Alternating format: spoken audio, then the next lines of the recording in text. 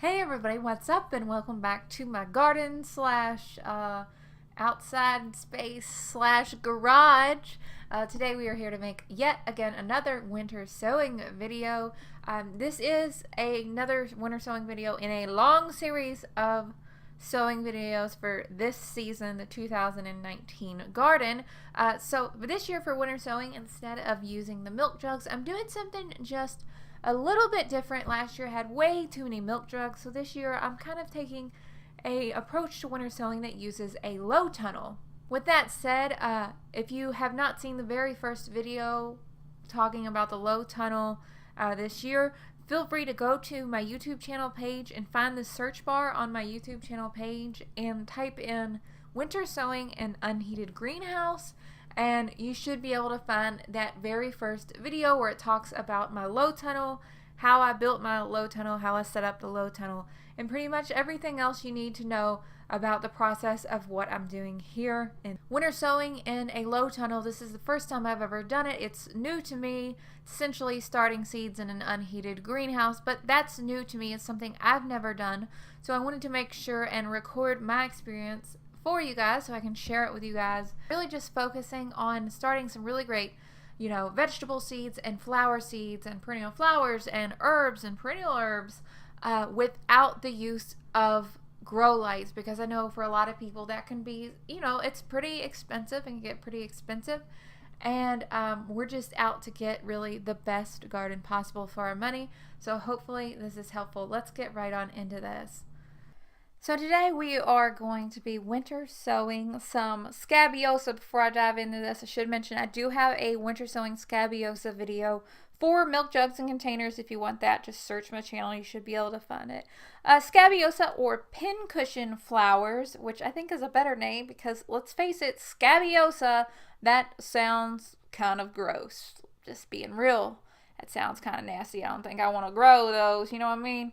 Anyway, Pincushion Flowers or Scabiosa, they are a very, very pretty hardy annual flower. Here in my garden in zone 6B7, I can plant these Scabiosa flowers in the fall, but to get them to overwinter successfully, or should I say reliably, I do need to put them in a low tunnel or an unheated hoop house. I have had them overwinter here in the fall, but it was only during a mild winter that they didn't need any kind of protection. So somebody who lives somewhere a little bit warmer than me could probably overwinter these from a fall planting with no problem, but for me, I kind of need some protection with that. So either I can do that or I can winter sow them in the winter, obviously, duh. Winter sowing them is a great option for growing pincushion flowers, mainly because you get that nice early jump start on the growing season, and we have some nice seedlings to put in the ground as soon as the ground warms up. And these plants are able to grow to their full potential, their nice, full, tall height before the heat of summer really kicks in. So this is especially helpful for somebody who, has a cold winter, a very short spring, and then a hot summer. So basically zone 6B7, depending on where you are.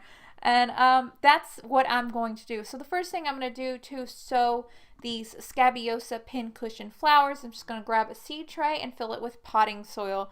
Again, you can use a seed starting mix, or you can make your own seed starting mix, or you can just use a potting soil. It is all up to you. I always choose potting soil because, that's just what I have near me where I live. If somebody down the street sold a bag of seed starting mix, I'd probably use that because it's probably a little bit better for seeds. But these pincushion flower seeds are nice and big, so it's not really too big of a deal. So what I'm going to do now is I'm just going to sow the Scabiosa seeds into the tray. And after I have done that, I am just going to lightly dust a little bit more potting soil over the seeds. Now, I'm not burying these seeds. I'm not completely burying these seeds. I'm just giving them a light dusting just to make sure that the seeds are coming in really good contact with the soil. I have been told that these seeds do need a little bit of light to germinate. So we're not going to cover these bad boys up totally. At least that's what my seed packet said. So I am going with the seed packet. In the past, I've always surface sowed these seeds and not covered them at all, and I've had good results with that, so it's up to you. I'm not so sure if they require any kind of cold stratification to get them going, but since when I plant them in the fall, I always do put the seed packs in the fridge for about 2 weeks first, just to make sure. However, when we are winter sowing them, we know that nature is going to take care of any kind of cold stratification that they might need. So we don't really have to worry about. It's just something, you know, to take into consideration if you were thinking about starting them indoors or anything like that. So I'm sorry I can't give you a more definitive answer, but it is something to think about. Once I've done that, I'm just going to take this seed tray outside, and I'm going to grab my garden hose and my mist nozzle, and I'm going to lightly mist this and make sure that the potting soil is nice and saturated with water, and then we are going to move this into the unheated low tunnel. Once this tray has been moved into the low tunnel, we really don't have to worry about it too much, except we know we're going to have to check on these trays every once in a while, usually about 2 or 3 times a week, to make sure that they are not drying out. We do want to make sure that we keep those moisture levels just right. It seems that consistent moisture really helps in the process of germinating these flower seeds, so we really want to make sure to keep a close eye on that. Otherwise, we should have some really nice seedlings by the time that spring comes around and it's time to transplant these flowers into the garden. As I have mentioned before, Scabiosa are hardy annuals, so they do have a little bit of cold tolerance. So it is most likely the case, again, depending on where you live, that you will be able to transplant these seedlings into the garden before your last frost date, and they'll have plenty of time to grow and bloom in early summer. And that's really about it for this one. Let me know all about it down in the comments below. Let me know your experiences. I would love to hear, you know, what's going on in your garden, how, you know, how this is done in your garden, all that good stuff.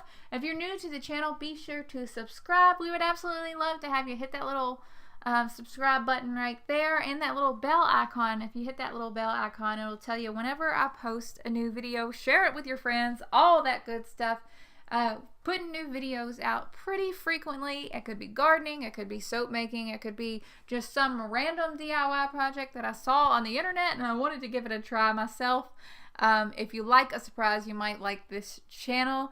I hope that you guys are having such an amazing day, and I'll talk to you all later. Bye, guys.